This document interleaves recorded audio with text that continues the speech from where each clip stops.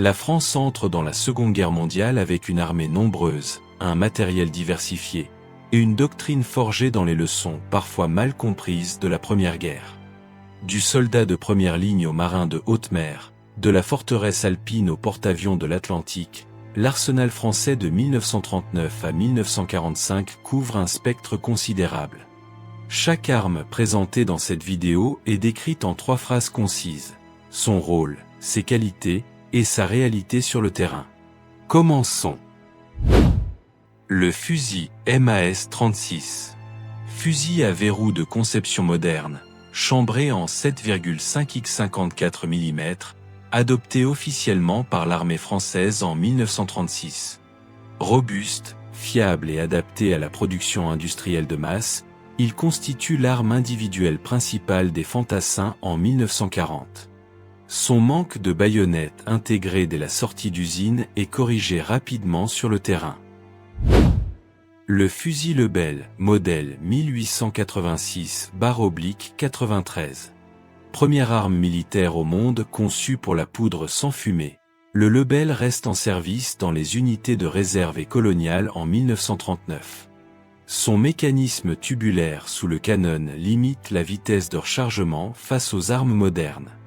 Il incarne à lui seul la transition difficile entre 2 générations d'armement.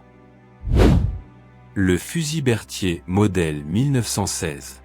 Évolution du Berthier de la Grande Guerre, ce fusil bolt-action est largement distribué aux troupes coloniales et de deuxième ligne. Son chargeur en paquet de 5 cartouches améliore la cadence de tir par rapport au Lebel. Fiable et simple d'entretien, il reste opérationnel jusqu'à la libération dans certaines unités. Le pistolet MAS-35. Pistolet semi-automatique français chambré en 7,65 mm long, conçu pour équiper les officiers et les forces spécialisées. Sa conception intègre une sécurité automatique et une ligne épurée bien adaptée au combat rapproché. Sa diffusion reste limitée en raison d'une production insuffisante avant l'armistice. Le pistolet modèle 1892, Lebel Revolver.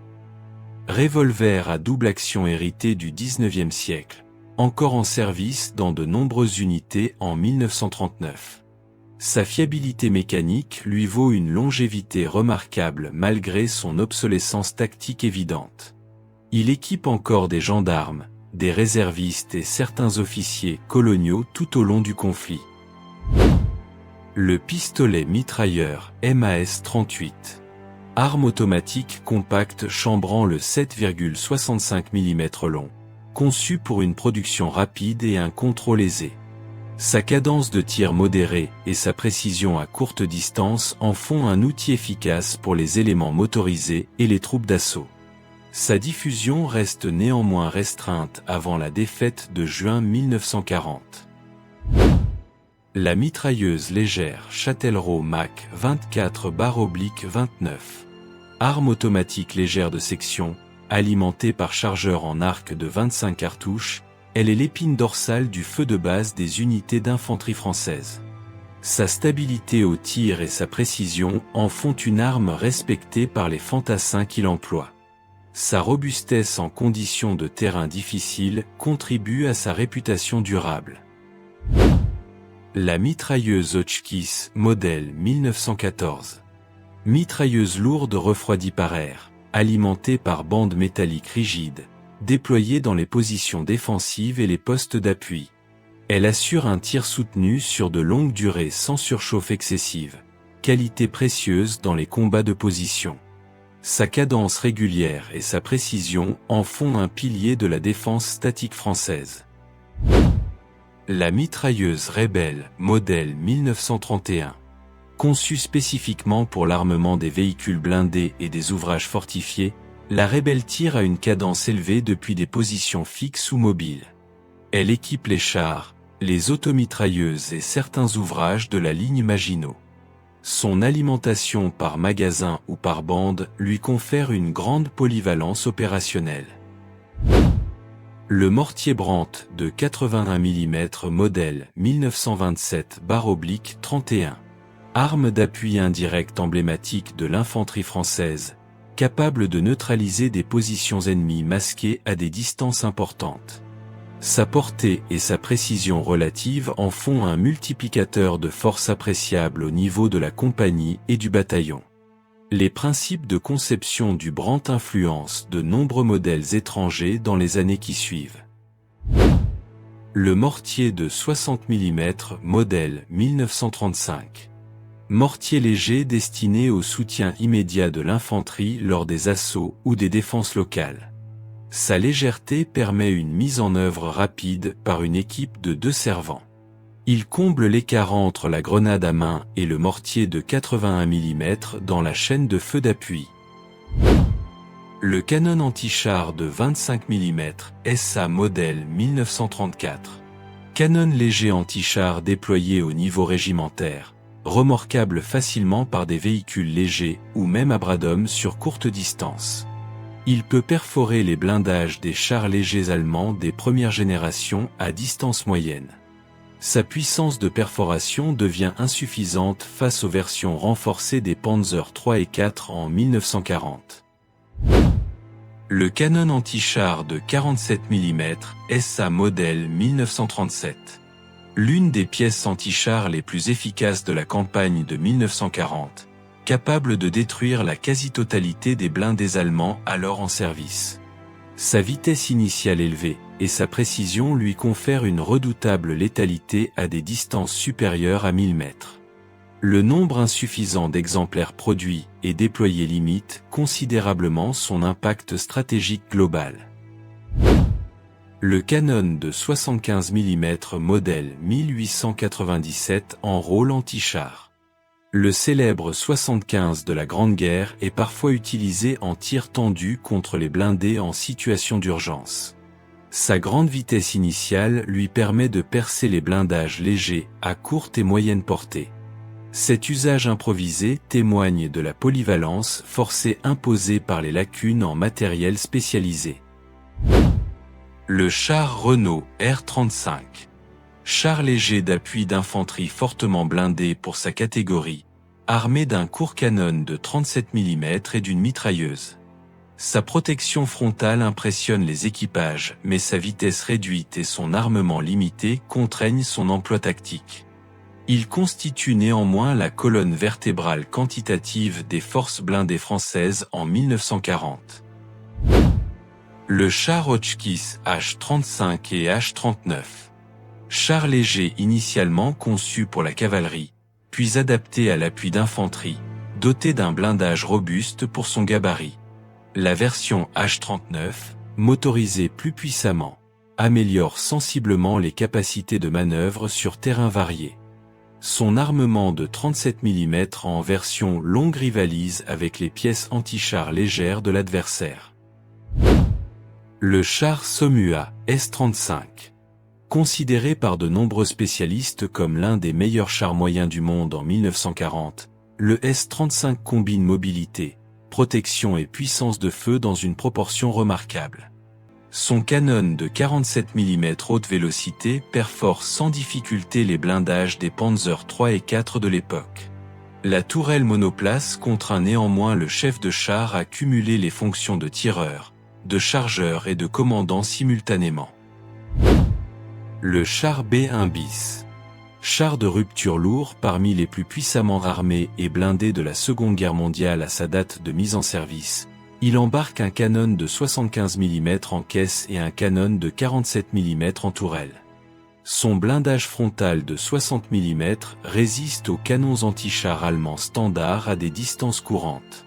Sa complexité mécanique, sa consommation élevée et son équipage de 4 hommes au rôle surchargé limitent son efficacité opérationnelle dans une guerre de mouvement rapide. Le char FCM-36. Char léger, innovant caractérisé par un blindage soudé incliné et un moteur diesel, deux solutions techniques en avance sur leur temps. Sa protection balistique améliorée par l'inclinaison des plaques représente une conception avant-gardiste rarement exploitée à l'époque. Produit en faible nombre, il ne peut influer significativement sur l'issue des combats de mai-juin 1940. Le char D2. Char moyen de soutien d'infanterie, intermédiaire entre le léger et le lourd, armé d'un canon de 47 mm et d'un blindage substantiel. Il sert notamment dans les unités commandées par le colonel de Gaulle lors des contre-attaques d'Abbeville en mai 1940. Sa robustesse est reconnue, mais sa disponibilité opérationnelle est régulièrement compromise par des problèmes mécaniques. Le char Renault FT, en service secondaire. Icône de la Première Guerre mondiale, premier char au monde à tourelle rotative complète, le FT est encore présent dans les formations de réserve en 1939. Son armement et son blindage sont entièrement dépassés face aux standards de 1940. Il incarne la profondeur historique de l'armement français mais n'apporte plus de valeur combative réelle. L'automitrailleuse Panhard 178. Véhicule blindé à roues rapides et fiables, armé d'un canon de 25 mm et d'une mitrailleuse, utilisé intensivement pour la reconnaissance et l'écran de sécurité. Sa mobilité sur route et terrain ouvert lui permet d'accomplir efficacement ses missions de renseignement et d'avant-garde. Plusieurs Panhard 178 continuent de servir au sein des forces françaises libres après l'armistice de juin 1940. L'AMR 33 et AMR 35, automitrailleuses de reconnaissance. Véhicules légers sur chenilles destinés à la cavalerie divisionnaire pour les missions de reconnaissance en profondeur. Leur vitesse élevée leur confère un avantage en mobilité, mais leur blindage léger les expose aux tirs d'armes légères automatiques. Leur rôle est avant tout d'observer et de renseigner, non d'engager l'ennemi de manière frontale. Le canon de 75 mm modèle 1897. Légendaire pièce d'artillerie à tir rapide, première au monde dotée d'un frein de bouche efficace permettant le tir sans déplacement de l'affût. Pilier de l'artillerie française lors de la Première Guerre mondiale, il est encore massivement présent dans les batteries de campagne en 1939. Sa cadence de tir remarquable compense partiellement ses limites en portée et en puissance d'obus face au système moderne. Le canon de 105 mm court, modèle 1935 Schneider. Obusier de campagne moderne à tir courbe, conçu pour l'appui des grandes unités lors d'opérations offensives et défensives. Sa combinaison de portée utile et de puissance d'éclat satisfait les besoins des corps d'armée français en matière de soutien divisionnaire. Il représente l'artillerie française dans sa génération la plus récente en 1940. Le canon de 155 mm GPF, grande puissance Fiou. Pièce d'artillerie lourde à longue portée héritée de la Grande Guerre, toujours considérée comme une arme de premier plan en 1939 à 1940. Elle frappe les dépôts, les nœuds de communication et les positions fortifiées ennemies à des distances où l'artillerie légère n'atteint pas. Sa mobilité limitée la contraint à des positions fixes soigneusement préparées, la rendant vulnérable aux percées rapides. Le canon de 155 mm modèle 1917 Schneider. Obusier lourd d'emploi divisionnaire, apte au tir de destruction et de neutralisation sur les positions ennemies renforcées. Il équipe les régiments d'artillerie lourde divisionnaire et apporte une puissance de feu considérable dans les opérations d'attaque préparées. Comme beaucoup d'artilleries lourdes françaises, il manque de mobilité pour suivre un combat moderne de rupture. Le canon de 47 mm anti-char modèle 1937 sur affût automoteur. Version automotrice du puissant anti-char de 47 mm, monté sur châssis de véhicules légers pour accompagner l'infanterie en mouvement. Cette solution améliore notablement la réactivité des moyens anti-chars face aux percées blindées rapides. Sa production demeure anecdotique et son impact opérationnel reste symbolique face à l'ampleur des besoins. Le canon anti-aérien de 25 mm modèle 1939. Pièce anti-aérienne légère déployée au plus près des unités combattantes pour les protéger contre les attaques aériennes à basse altitude. Son taux de tir élevé et sa mobilité en font un élément précieux de la défense ponctuelle des colonnes motorisées et des carrefours.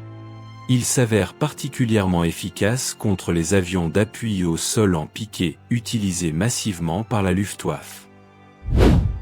Le canon anti-aérien de 75 mm modèle 1932. Pièce de défense anti-aérienne de moyenne altitude destinée à la protection des installations stratégiques, des agglomérations et des dépôts militaires importants. Sa portée en altitude lui permet d'engager les bombardiers en formation avant qu'ils n'atteignent leurs objectifs. Ces batteries forment l'ossature de la défense antiaérienne territoriale française en 1939 à 1940. Le canon de 40 mm Beaufort, en service limité. Pièce suédoise acquise par la France pour renforcer la couverture antiaérienne à courte et moyenne portée des unités blindées et motorisées. Sa cadence de tir et sa précision contre les cibles rapides à basse altitude en font une arme redoutée des pilotes de la Luftwaffe. Les quantités disponibles restent insuffisantes pour couvrir l'ensemble des besoins opérationnels français. Le Morane-Saulnier, MS-406. Chasseur monoplace à aile basse, principal appareil de chasse de l'armée de l'air au déclenchement des hostilités en septembre 1939. Manœuvrant et bien armé pour son époque de conception, il accuse néanmoins un déficit de vitesse de pointe face au Messerschmitt Bf-109E allemand. L'expérience et la ténacité des pilotes français compensent partiellement cette infériorité technique dans les combats aériens de 1940. Le Dewatin des .520. Chasseur le plus performant de l'armée de l'air française en 1940, présentant des caractéristiques de vitesse, de maniabilité et d'armement comparables à ses adversaires directs. Il entre en service opérationnel en avril 1940 et remporte de nombreuses victoires aériennes confirmées pendant la bataille de France. Sa production insuffisante et les délais de mise en service limitent son influence sur l'issue globale de la campagne. Le bloc MB 152. Chasseur monoplace robuste et bien blindé, conçu pour la résistance au combat et la protection du pilote lors des engagements difficiles. Ses performances en vitesse de montée et en plafond sont inférieures au des .520, mais sa solidité en fait un appareil réputé pour sa survivabilité. Il participe activement à la défense du territoire national lors des semaines les plus intenses de la bataille de France. Le Curtiss H-75 Hawk. Chasseur américain acquis par la France dans le cadre de commandes d'urgence pour compenser les lacunes de la production nationale. Doté de bonne qualité de vol et d'un armement correct, il s'illustre particulièrement aux mains des pilotes des groupes de chasse I-4 et 2/4. Ses performances contre le Bf-109 sont jugées honorables, et plusieurs A français accumulent leurs victoires sur cet appareil. Le Poté 63.11. Avion polyvalent biplace à 2 moteurs, utilisé principalement comme appareil de reconnaissance tactique et d'observation d'artillerie. Sa vitesse insuffisante le rend vulnérable face aux chasseurs ennemis, entraînant de lourdes pertes parmi les équipages au cours des missions. Il joue néanmoins un rôle indispensable dans le renseignement de contact pendant toute la campagne de mai-juin 1940. Le Léo 451. Bombardier bimoteur moderne au profil aérodynamique soigné, représentant le meilleur de la production aéronautique française en matière d'appareils d'attaque. Il effectue des missions de bombardement tactique et stratégique dans des conditions opérationnelles extrêmement difficiles, souvent sans escorte de chasse. Ses pertes sont élevées, mais ses équipages se distinguent par un courage unanimement reconnu par les observateurs alliés. Le Breguet 693.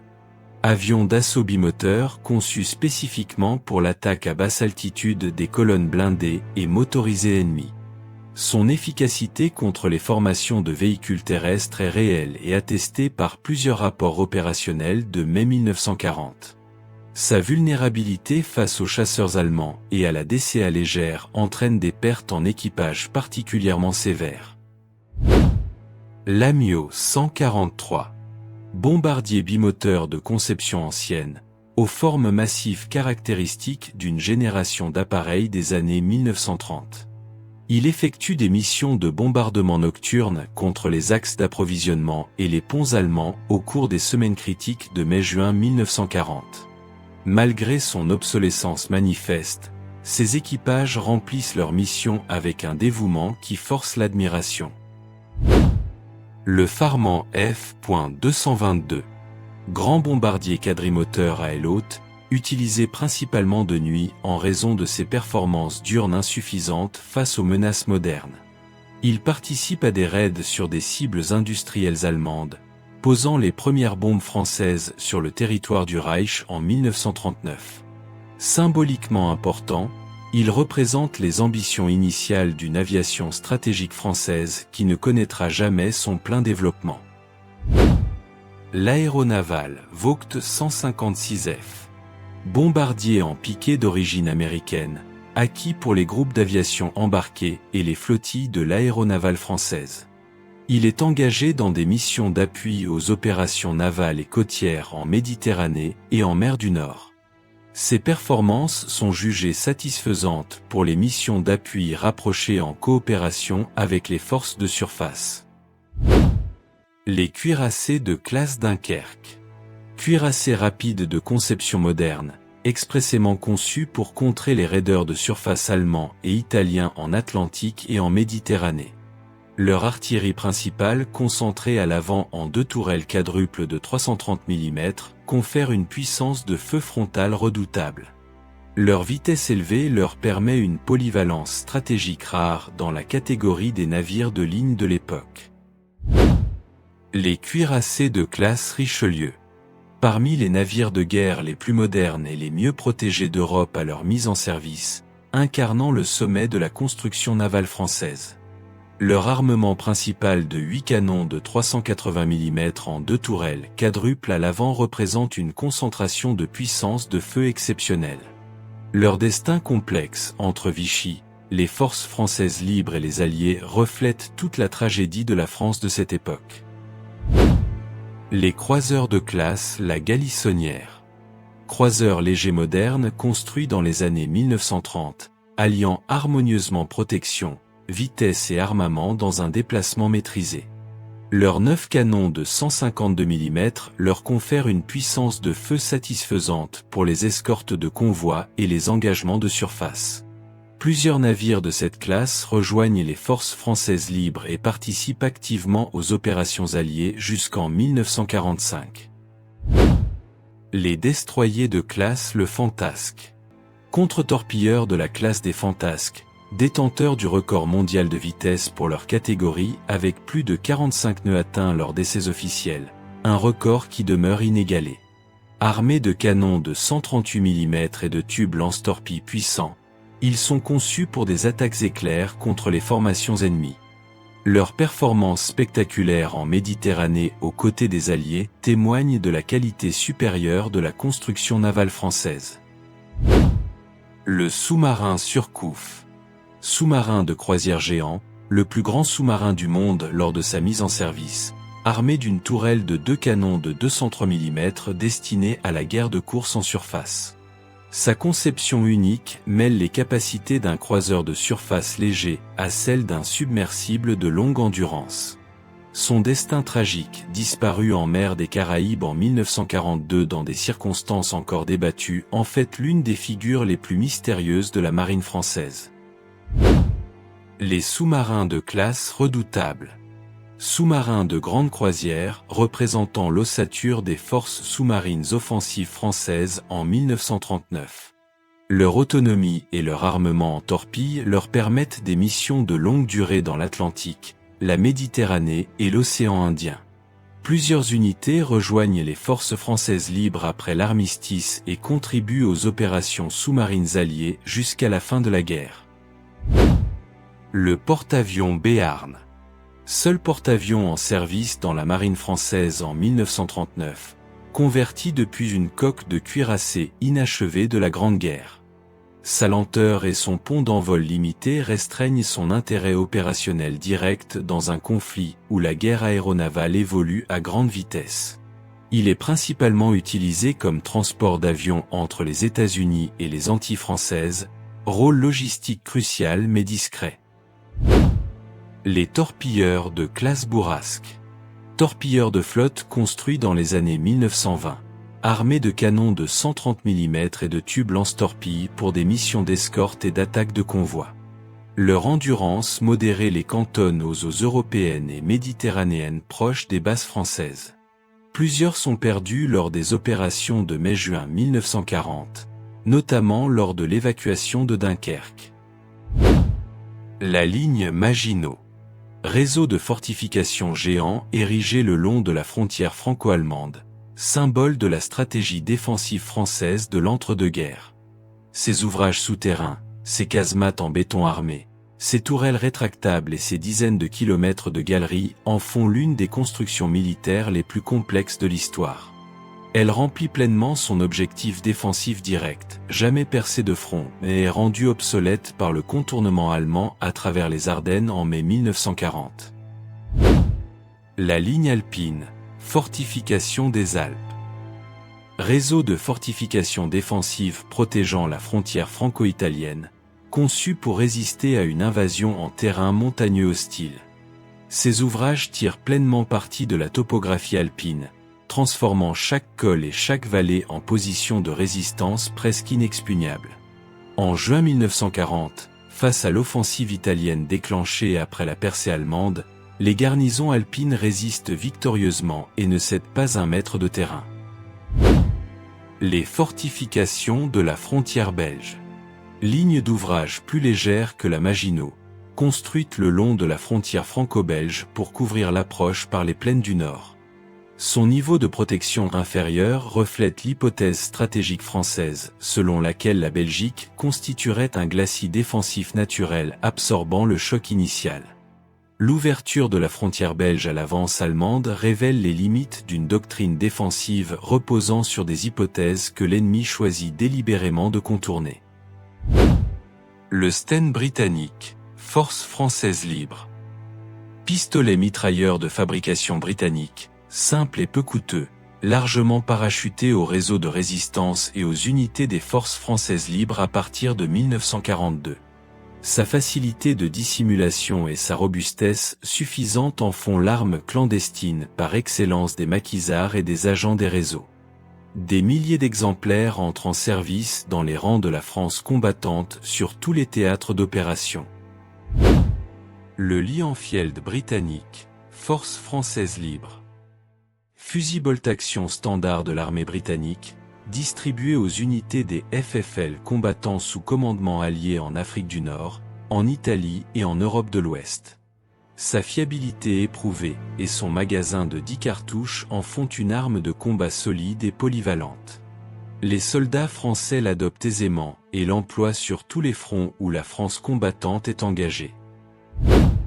Le Sherman M4, première armée française.